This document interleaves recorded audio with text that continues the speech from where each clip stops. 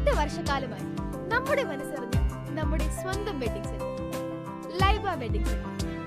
വില വളരെ കുറവാണ്. Laiba wedding centre, Pookkottumpadam, Wandoor, Karuvarakundu. നിയമസഭാ തെരഞ്ഞെടുപ്പിന്റെ പ്രചരണ പ്രവർത്തനങ്ങളുടെ ഭാഗമായി UDF ചോക്കാട് പഞ്ചായത്ത് കൺവെൻഷൻ സംഘടിപ്പിച്ചു. ജില്ലയിലെ 16 നിയമസഭാ മണ്ഡലങ്ങളിലും UDF സ്ഥാനാർത്ഥികൾ വിജയിക്കുമെന്ന് AP അനിൽകുമാർ MLA പറഞ്ഞു. തെരഞ്ഞെടുപ്പ് പ്രചരണ പ്രവർത്തനങ്ങളുടെ ഭാഗമായി ചോക്കാട് പഞ്ചായത്ത് UDF കൺവെൻഷൻ സംഘടിപ്പിച്ചു. P ഹംസ കുഞ്ഞാപ്പു അധ്യക്ഷത വഹിച്ചു. P ഖാലിദ് മാസ്റ്റർ ഉദ്ഘാടനം ചെയ്തു. സംസ്ഥാനത്തെ എല്ലായിടത്തും UDF വൻ മുന്നേറ്റം നടത്തുമെന്ന് AP അനിൽകുമാർ MLA പറഞ്ഞു. ജില്ലയിലെ 16 നിയമസഭാ മണ്ഡലങ്ങളിലും UDF സ്ഥാനാർത്ഥികൾ വിജയിക്കുമെന്നും അദ്ദേഹം പറഞ്ഞു. തെരഞ്ഞെടുപ്പ് ഏറ്റവും ശക്തമായ രീതിയിൽ കേരളത്തിലെ എല്ലായിടത്തും അങ്ങോട്ട് പറയാം, എല്ലാ ജില്ലകളിലും വളരെ വലിയ മുന്നേറ്റമാണ് നമുക്കുള്ളത്. കഴിഞ്ഞ തെരഞ്ഞെടുപ്പുകളിൽ UDFന് വലിയ രീതിയിൽ നേട്ടമുണ്ടാക്കാൻ കഴിയാത്ത ജില്ലകളിൽ പോലും ഈ തെരഞ്ഞെടുപ്പിൽ വലിയ മുന്നേറ്റമുണ്ടാകും എന്ന ചിത്രമാണ് നമുക്ക് ഓരോ ദിവസവും ലഭിച്ചുകൊണ്ടിരിക്കുന്നത്.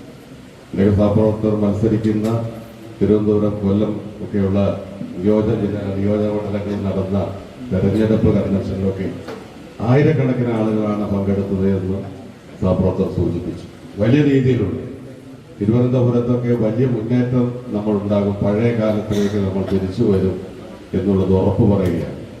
അതുപോലെ കൊല്ലത്ത് നമുക്കൊക്കെ വലിയ രീതിയിൽ മലബാർ വന്നു കഴിഞ്ഞാൽ കോഴിക്കോട് നമുക്ക് ഒരു കാലഘട്ടത്തിൽ UDFന്റെ ശക്തമായ കേന്ദ്രമായിരുന്നു. പക്ഷേ ഇപ്പോൾ വിരലിലെണ്ണാവുന്ന MLA-മാരെ നമുക്കുള്ളൂ.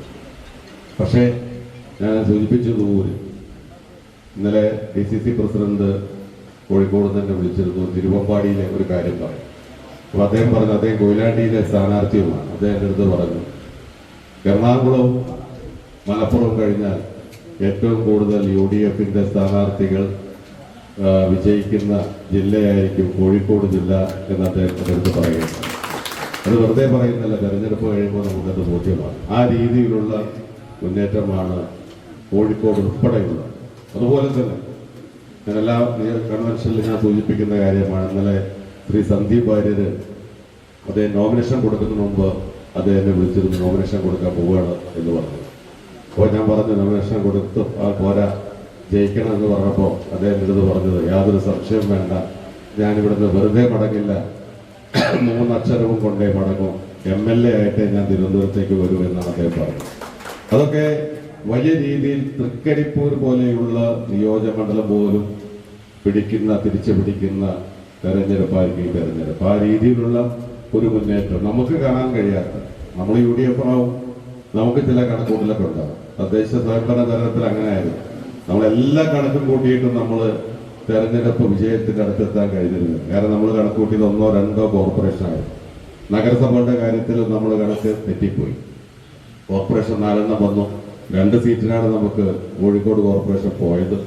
എന്നിട്ട് 4 കോർപ്പറേഷൻ വിജയിച്ചു. നഗരസഭയിൽ മഹാഭൂരിപക്ഷവും നമുക്ക് വിജയിക്കാൻ കഴിഞ്ഞു. പഞ്ചായത്തുകളിൽ വലിയ മുന്നേറ്റമുണ്ട്.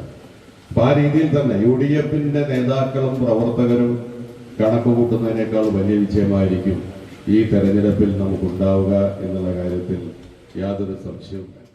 ബാബു മോഹനക്കുറുപ്പ്, AP രാജൻ, BK മുജീബ്, മധു ജോസഫ്, അനീഷ് കുരട് തുടങ്ങിയവർ പ്രസംഗിച്ചു. News bureau, Chokkad. സ്വന്തം ഹൈസ്പീഡ് ഇന്റർനെറ്റ്, നമ്മുടെ സ്വന്തം ഇന്റർനെറ്റ്.